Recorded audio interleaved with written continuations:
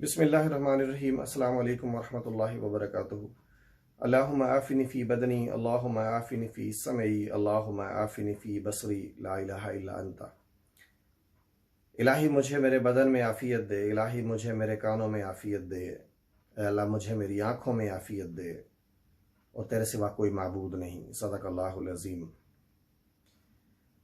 अजीब मर्ज़ है जिसकी दवा है तन्हाई, अजीब मर्ज है जिसकी दवा है तन्हाई, बकाए शहर है अब शहर के उजड़ने में। नाज़रीन, आजकल हर किसी की जबान पर कोरोना वायरस का जिक्र है। अगर किसी से पूछ लें कि यह वायरस दरअसल होता क्या है, तो अक्सरियत का इल्म सिर्फ इधर उधर की अफवाहों और सोशल मीडिया से हासिल शुदा है। तो चलो आज कोरोना वायरस पर ही बात हो जाए। नाज़रीन, ये वायरस दरअसल एक बेजान डीएनए है, लेकिन जब इसको किसी जानदार के जिस्म में शामिल किया जाता है तो उस जानदार के जिस्म के बैक्टीरिया से मिलकर यह बेजान डीएनए एक्टिव होता है और मिनटों में लाखों की तादाद में बच्चे पैदा करता है। और जब यह जानदार किसी दूसरे जानदार को छूता है तो यह वायरस उस दूसरे जानदार में मुंतकिल होता है और बिल्कुल इसी तरह से अपनी ग्रोथ का अमल जारी रखता है। ये तो था इस वायरस का बुनियादी तारुफ और फैलने का तरीका। अब हम अपनी बात कर लें। हमारी कौम को जब से पता चला है कि यह वायरस पाकिस्तान में दाखिल हो चुका है और अनकरीब मास्क की डिमांड बढ़ जाएगी, तो हमने मार्केट से मास्क ही गायब कर दिए हैं। लेकिन मैं आपको बताता चलूं कि इस वायरस से बचाव के लिए N95 एक खास किस्म का मास्क इस्तेमाल होता है और हमारी कौम ने कमाल दानिशमंदी का मुजाहिरा करते हुए जो मुनाफा के लालच में जो मास्क जखीरा किए हैं, वो सिर्फ मिट्टी से बचाने वाले मास्क हैं। अब बात करते हैं कि ये वायरस आया कहां से, इसका इलाज क्या है और इससे पैदा होने वाले खतरात क्या हैं।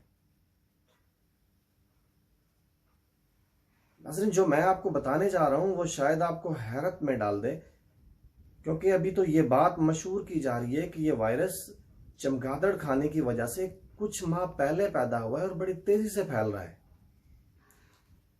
ऐसा हरगिज नहीं है। चमगादड़ खाने से इस वायरस के पैदा होने और फैलने का कोई ताल्लुक नहीं है। अगर ऐसा होता तो किसी मुसलमान को यह वायरस ना लगता। दूसरी बात कि चमगादड़ तो आज से सैकड़ों बरस पहले से खाए जाते रहे हैं, तो यह वायरस 3 माह पहले ही क्यों पैदा हुआ है। दरअसल हकीकत यह है कि यह वायरस खास तौर से लेबोरेटरी में तैयार किया गया है और ये आजकल नहीं बल्कि कमोबेश 40-50 साल पहले बना लिया गया था, लेकिन इसको सही वक्त और सही जगह लोगों में फैलाने का इंतजार किया जा रहा था। नाज़रीन, मैं आपको ये बात दलील से बता सकता हूं कि यह वायरस 2-3 माह पहले नहीं बना, बल्कि कमोबेश 40-50 साल पहले खुद तैयार किया गया है। आप सबसे पहले 1981 में पब्लिश होने वाले एक अंग्रेजी novel the I of darkness को पढ़ें। इसमें बता दिया गया था कि 2020 में चाइना के शहर वुहान से इस वायरस का आगाज किया जाएगा। फिर सन 2000 में चलने वाले कार्टून द सिम्पसन में इसका जिक्र किया गया। फिर उसके बाद 2011 में चलने वाली इंग्लिश फिल्म कंटेजन में कोरोना वायरस का जिक्र किया गया। अब सवाल यह है कि अगर यह वायरस 2-3 माह पहले फैला है तो कमोबेश 40-50 साल पहले उसका पता चल कैसे गया था।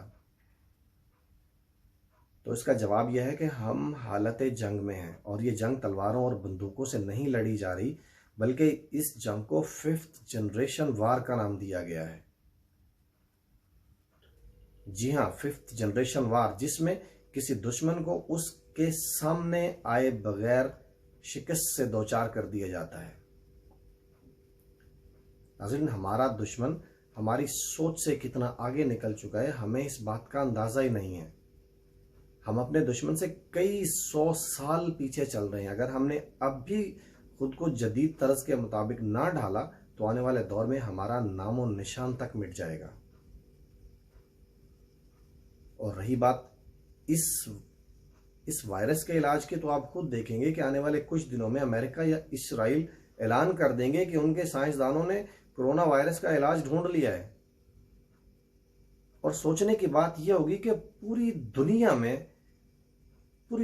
में कोरोना वायरस से कोई एक भी यहूदी नहीं मरेगा, लेकिन फिर भी वही इलाज तलाश करेंगे और अपनी मर्जी की कीमत लगाकर बेचेंगे।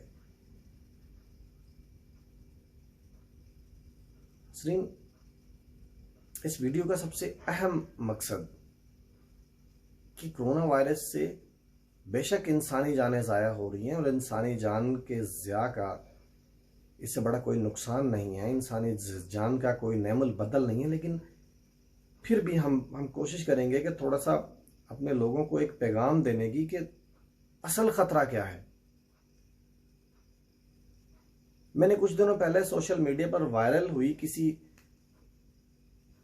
शहर में फौजी गाड़ियों की कतार की एक तस्वीर देखी। तस्वीर के कंटेंट पढ़ने से पता चला कि यह किसी मुल्क में फौजी इनकलाब की नवीद नहीं है, बल्कि ये तरक्की याफ्ता यूरोप का मिडिल क्लास मुल्क इटली है, जहां कोरोना अपने पंजे गाड़ चुका है। और इस वक्त इटली में अमवात की तादाद चीन से ज्यादा हो चुकी है। अब वहां हाल यह है कि मैयतें उठाने के लिए गाड़ियां नहीं है, 100 फौजी ट्रकों में मैयतें भर भर कर बगैर किसी गुस्ल व कफन और आखिरी रसूमात के दफन की जा रही हैं। नाज़रीन, ईरान में हर 10 मिनट में एक इंसानी जान कोरोना की वजह से जाया हो रही है, और वो दवाएं खरीदने के लिए सारी दुनिया से भीख मांग रहा है कि बस पाबंदियां हटा लो। अब आते हैं पाकिस्तान में, जहां पूरी कौम को ये सब एक खेल तमाशा लग रहा है। कुछ लोग चीख रहे हैं कि ये सब कुछ बंद क्यों किया, कुछ शहर के बंद होने की खुशी में दावतें कर रहे हैं। सड़कों पे एक तूफान बदतमीजी देखने को मिल रहा है। मैं आपको बताऊं कि असल खतरा क्या है। असल खतरा यह है कि मर्ज जब बिगड़ता है तो सिवाय वेंटिलेटर के कोई चारा बाकी नहीं रहता, कोई ऑप्शन नहीं रहती बाकी आपके पास। और वेंटिलेटर ना मिलने का मतलब सिर्फ मौत है।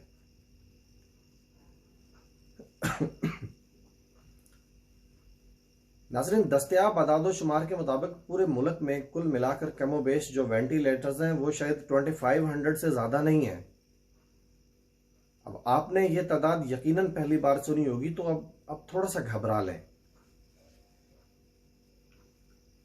पंजाब में सरकारी और गैर सरकारी मिलाकर कुल राउंड अबाउट 1700 वेंटिलेटर्स हैं। बलोचिस्तान में कुल 49, केपीके में 150। सिंध के सही आदाद मुझे मिल नहीं सके, लेकिन अंदाजा है कि यहाँ पे भी ये तादाद कुल 600 से 800 के लगभग होगी। और कराची जैसे बड़े शहर में जहां हजारों प्राइवेट हॉस्पिटल्स हैं, इन हॉस्पिटल्स के पास वेंटिलेटर्स की कुल तादाद तकरीबन 175 है, और बाकी तमाम अस्पताल महज नज़ले, खांसी, जुकाम और बुखार जैसी बीमारियों के इलाज के लिए बनाए गए हैं। अब अगर ये वबा फैलती है, जो कि फैल रही है, रात के तक मरीजों की तादाद 1000 से तजावुज कर चुकी थी, तो इनमें से एक खातर तादाद को वेंटिलेटर्स दरकार होंगे। और ये 2500-3000 हजार वेंटिलेटर तो इस मुल्क की अशराफिया की जरूरत के लिए भी नाकाफी हैं, कुजा के ये आम आदमी को मिल जाएं। इसलिए स्कूल्स बंद किए, कॉलेजेस, यूनिवर्सिटीज, मार्केटें बंद की।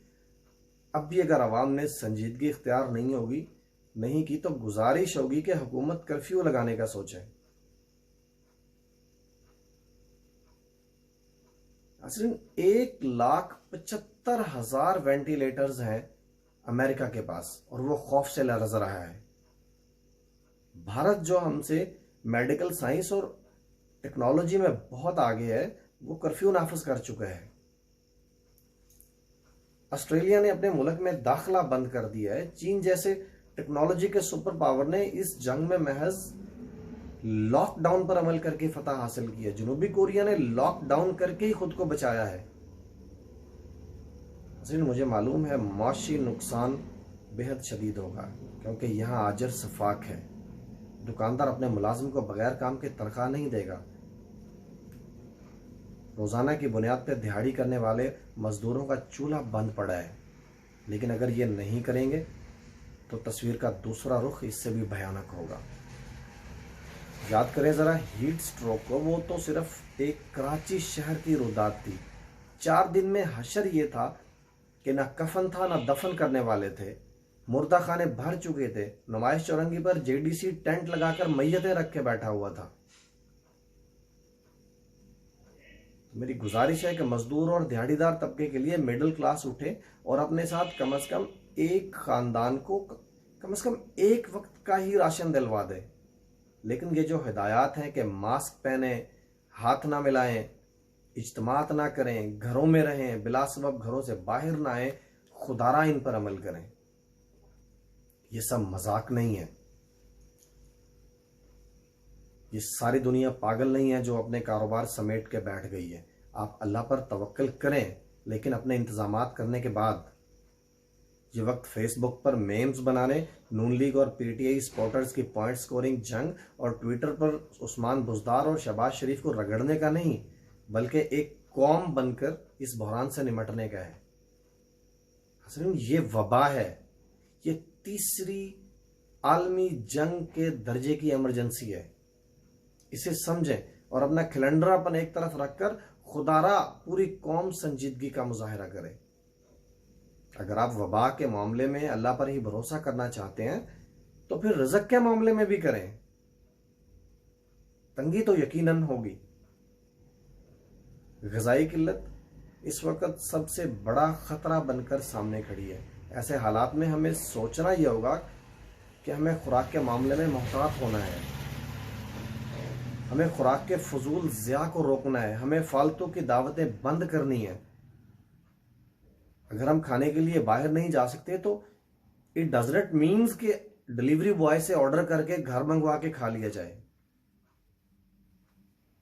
हसीन, फूड का बहरान इस वक्त दूसरा बड़ा चैलेंज है वेंटिलेटर्स के बाद। और याद रखें, हुकूमत तन्हा इस मामले से निपट नहीं पाएगी। आपको, मुझे, हम सबको मिलकर साथ खड़ा होना होगा। अल्लाह हम सबका हामी और नासिर हो।